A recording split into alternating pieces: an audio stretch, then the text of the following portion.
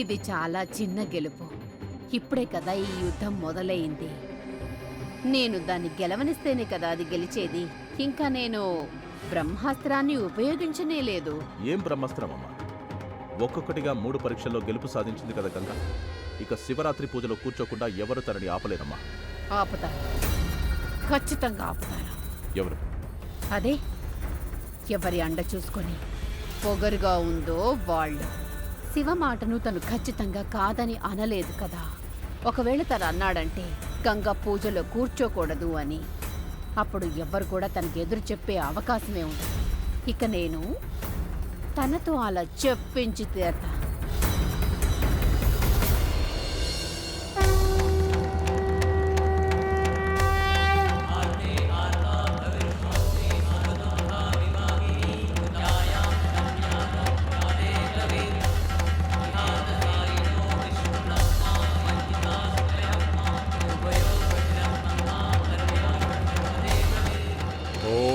నమ శివాయ. హారతి పూర్తయింది. ఇక మీరందరికీ హారతి ఇవ్వండి.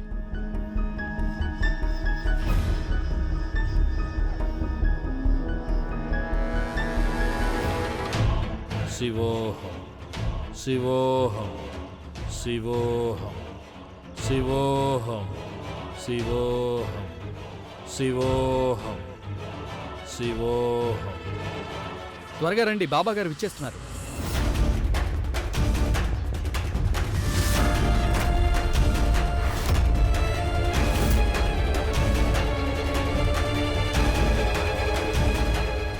బాబాగారు ఉన్నట్టుండి ఇక్కడికి ఎందుకు వస్తున్నారు? నేనే పిలిచాను. అదేంటంటే కొన్ని సంవత్సరాల నుండి శివరాత్రికి జరిగే పూజలకి బాబాగారు ఇక్కడికి వస్తూనే ఉన్నారు కదా. కానీ పార్వతి చనిపోయిన తర్వాత స్వామీజీ గారు ఇక్కడికి రానే లేదు. ఈసారి కొత్త కోడలి పూజలో పాల్గొనబోతోంది. అందుకే నేను అనుకున్నాను బాబాగారు కూడా ఉంటే బాగుంటుంది అని. అందుకే పిలిపించాను. మంచి పని చేశాను కదా శివ. అవునమ్మా, పదండి ఆయనకి స్వాగతం పలుకుదాం.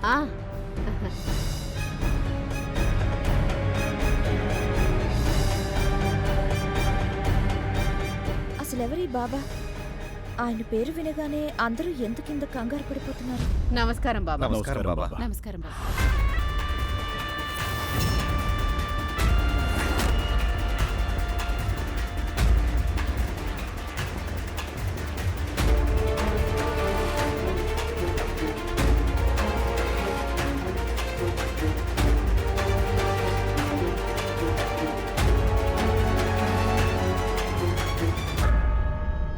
ఈ బాబాగారు ఎంత పెద్ద సాధువో తెలుసా? ఎంత శక్తిమంతులో అంతే కోపిష్టి కూడా. దూర్వాసుడికి తీసిపోరు. కేవలం పార్వతి ముందు మాత్రమే ఆయన కోపాన్ని ప్రదర్శించరు.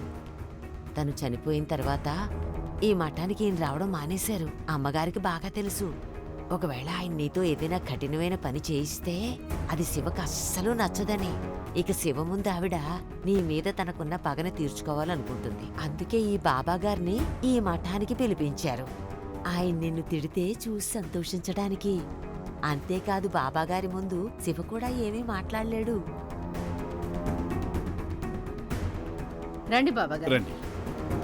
శివకి మళ్ళీ పునర్వివాహం జరిగిందని చెప్పి సావిత్రి నన్ను ఇక్కడికి రమ్మని ఆహ్వానం పలికింది. కుటుంబానికి వచ్చిన కొత్త కోడలు నాకు ఆహ్వానం పలుకుతుందని చెప్పింది. అందుకే నేను రావాల్సి వచ్చింది. నేను తెలుసుకోవాలనుకుంటున్నాను, మా పార్వతి స్థానాన్ని ఎవరు తీసుకున్నారు అని. ఎక్కడుంది కొత్త కోడలు? అగో, నీ కోడలికి ఆ మాత్రం కూడా తెలియదా సావిత్రి? సాధువులు బాబాలు గాజు పాత్రలో నీళ్లు తాగరు అని, రాగి పాత్రలే వాడతాము అని. అది కూడా తనకి తెలియదా?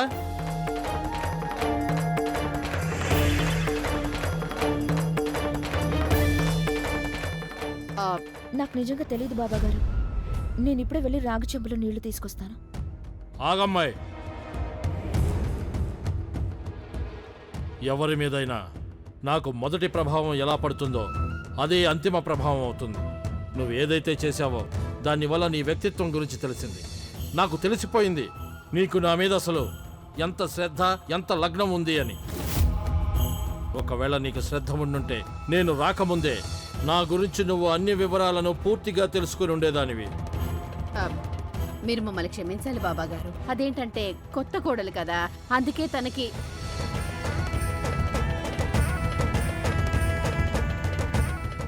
పార్వతి స్థానాన్ని తీసుకోవటం అంత సులభం కాదు సావిత్రి. పార్వతి ఒక సర్వగుణ సంపన్నురాలు. తను నా ప్రతి ఆజ్ఞని కూడా చెప్పడానికి ముందే తెలుసుకొని పాటిస్తూ ఉండేది. ప్రతి మనిషిలోనూ అలాంటి గుణం ఉండే అవకాశం లేదు.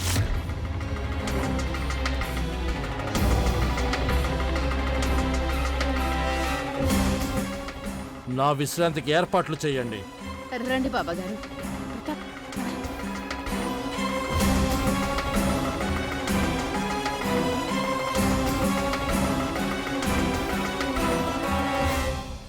చూడండి, బాబా గారు నియమాలను ఖచ్చితంగా పాటిస్తారు.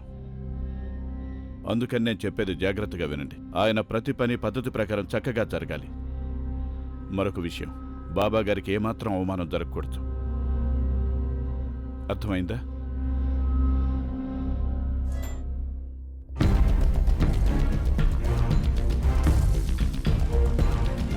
అమ్మా గంగా, బాబాగారి సామాన్లు లోపలికి తీసుకురావడానికి నాకు సాయం చేస్తావా? బాక్స్ చాలా బరువుగా ఉంది, నేను ఒక్కదాన్నే తీసుకురాలేను. సేవకులు ఎవరైనా బాబాగారి సామాన్లు ముట్టుకుంటే అది ఆయనకు అస్సలు నచ్చదు.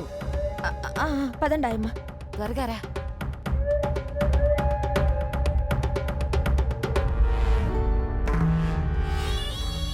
బాబాగారికి అవమానం నేను నీ ద్వారానే జరిపిస్తాను గోంగొక్కో.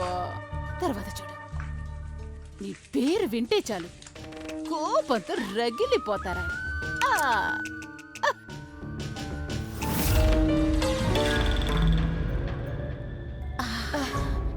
ఏం పెట్టారు బాబా ఈ బాక్స్ లో? ఇంత బరువుగా ఉంది. ఆయన భక్తులకి పంచడానికి బోళ్ళని సామాన్లు తీసుకొస్తూ ఉంటారు. చాలా బరువుగా ఉంది కదూ.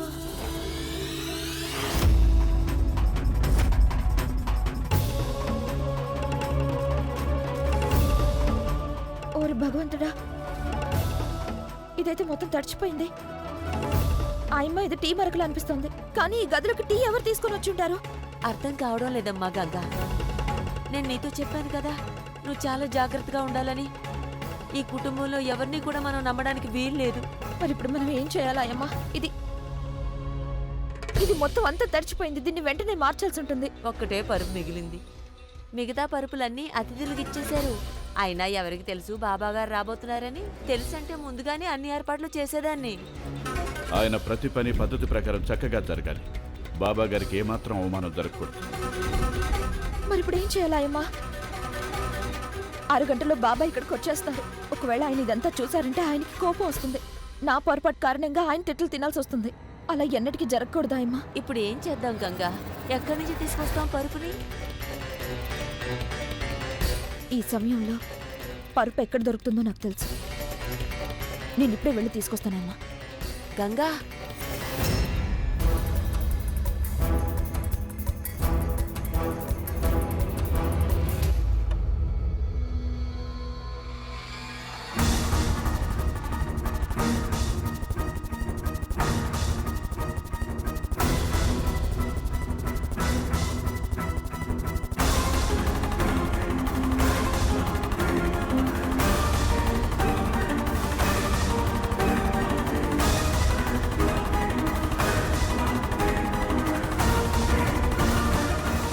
ఓరి దేవుడా, బాబాగారు వచ్చేశారు.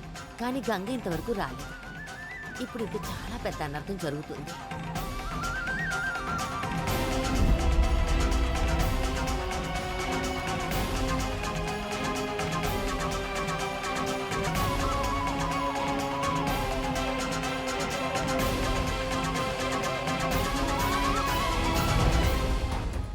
అరే గంగా, నువ్వు నీ పరుపుని తీసుకొచ్చావా? మరి నువ్వెక్కడ పడుకుంటావు రాత్రికి? ఇంత చలిలో నేల మీద పడుకోవడం మంచిది కాదు గంగా. బాబాగారి కోపం నుంచి తప్పించుకోవడానికి ఇలా చేసావా? లేదా అయ్యమ్మ, బాబాగారు కోపడతారని నేను భయపడట్లేదు. కానీ ఆయన మన అతిథి కదా, మన అతిథిని జాగ్రత్తగా చూసుకోవడం మన బాధ్యత అవుతుంది కదా. శివ పరువు నా పరువు కదా. నా కారణంగా ఎవరు కూడా ఆయన్ని వేలెత్తి చూపించడం నాకు ఇష్టం లేదు. ఇంకో దుప్పటిస్తాను, ఆగండి. ఆగండి అమ్మా, ఈ దుప్పటి వేద్దాం.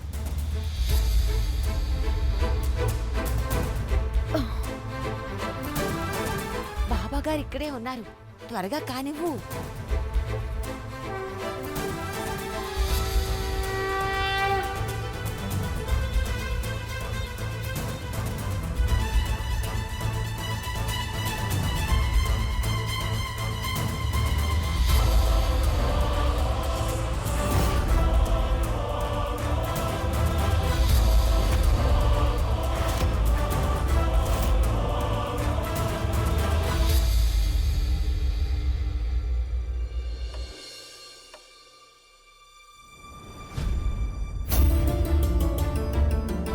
గంగా, అరే గంగ నేల మీద ఎందుకు పడుకుంది? తన పరుపు ఏమైంది?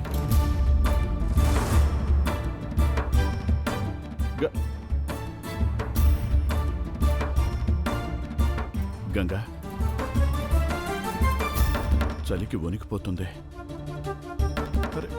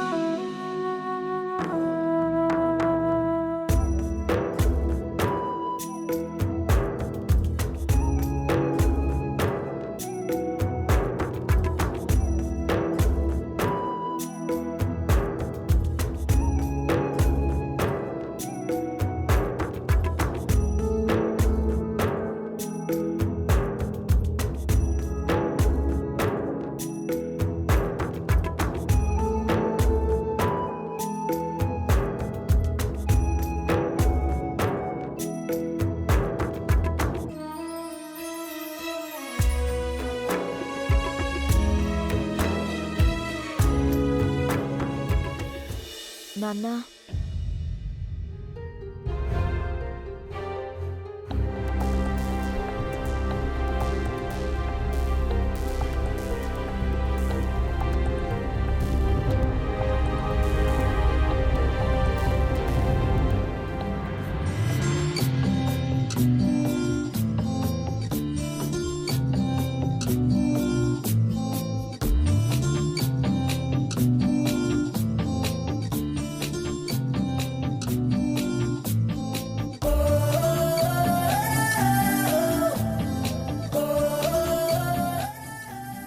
గంగా,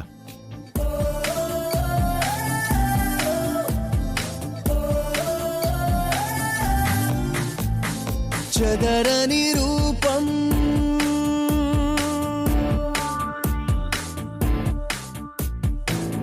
ఎదురైంది, ఎదను కోసే కనుల లోకం,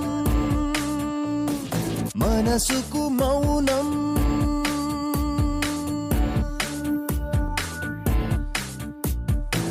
మరచిపోవే మరల రాదు మధుర కాలం, తగదిక వైరం, కలిసిపోవే కదలి రావే కలల తీరం చదరని రూపం ఎదురైంది ఎదరు కోసే కనుల లోకం.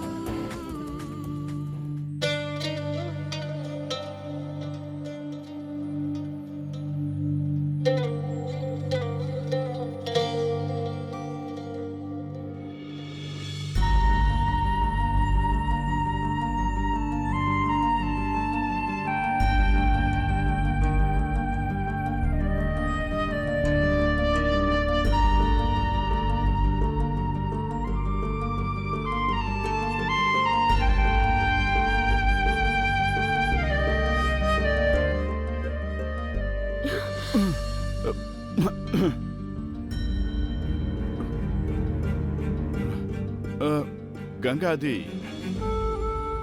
అదేంటంటే నిన్న రాత్రి నేను ఇక్కడికి వచ్చేసరికి మీరు ఇక్కడ పరుపు లేకుండా నేల మీద పడుకొని ఉన్నారు.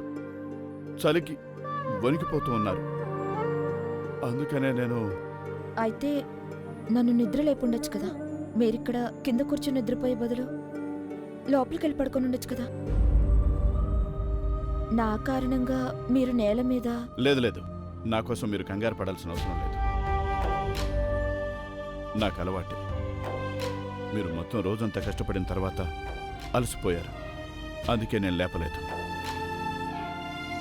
మీకు విశ్రాంతి కావాలని. Thank you.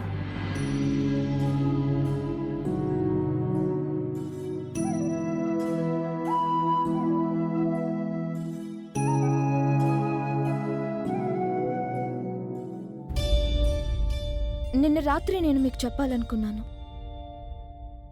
ముందైతే నాకు మీ మాటలు అర్థమయ్యేవే కావు, కానీ ఇప్పుడు అర్థమవుతున్నాయి. ఏంటి? అదే మీరు అంటూ ఉంటారు కదా, ఏ పనైనా పూర్తి శ్రద్ధతో చేయాల్సి ఉంటుందని. ఇక నుండి నేనేం చేసినా అది మనస్ఫూర్తిగా చేస్తాను, పూర్తి నమ్మకంతో చేస్తాను. లేకపోతే అసలు చేయను.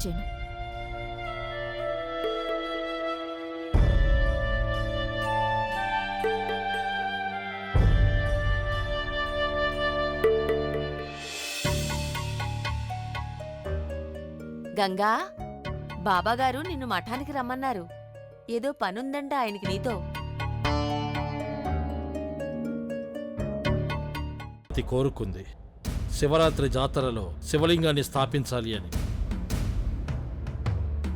తను బతికుండగా అది సాధ్యం కాలేదు. ఇప్పుడు నువ్వు తన కోరికను పూర్తి చేయాలి. పార్వతి కోరిక ప్రకారం శివలింగం స్థాపనని ఎలాంటి గుడిలో చేయాలంటే దాన్ని నీ గ్రామస్తులందరూ దర్శించేలా ఉండాలి. ఈ గ్రామంలో అలాంటి గుడి ఒక్కటే ఉంది. అది ఇక్కడ నుండి కాస్త దూరంలో ఉంది. శివలింగాన్ని నీ చేతిలో పెట్టుకుని ఓం నమశివాయ అనే మంత్రాన్ని జపిస్తూ మోకాళ్ల మీద వెళుతూ ప్రణామాలు చేస్తూ నువ్వు గుడి వరకు వెళ్లాల్సి ఉంటుంది.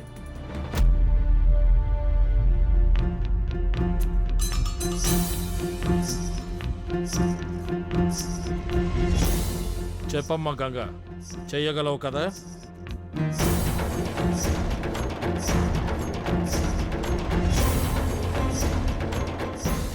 గంగ కాలికైతే దెబ్బ తగిలింది. భగవంతుడా, ఇప్పుడు ఏమవుతుందో ఏమో. అలాగే నేను చేస్తాను.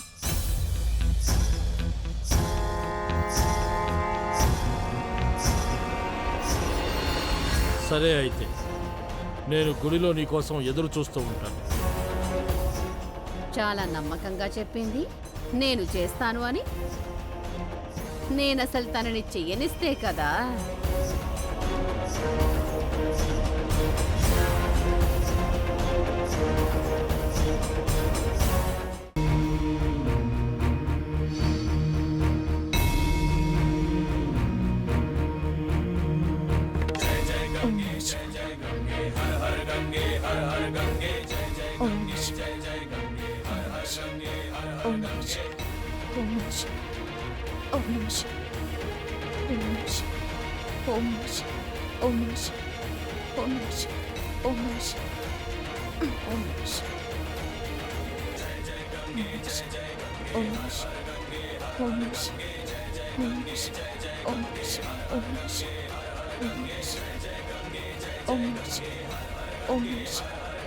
ఓం నమః శివాయ. ఓం నమః శివాయ. ఓం నమః శివాయ. ఓం నమః శివాయ. అరే అమ్మగారు, మీ కాలు నుండి రక్తం కారుతుంది. ఓం నమః శివాయ. ఇవ్వండి, నేను తీసుకెళ్తాను. ఓం నమః పర్లేదు, శివాయ. పర్లేదు, లేదు, నేను ఇవ్వండి. తీసుకెళ్తాను. అయ్యో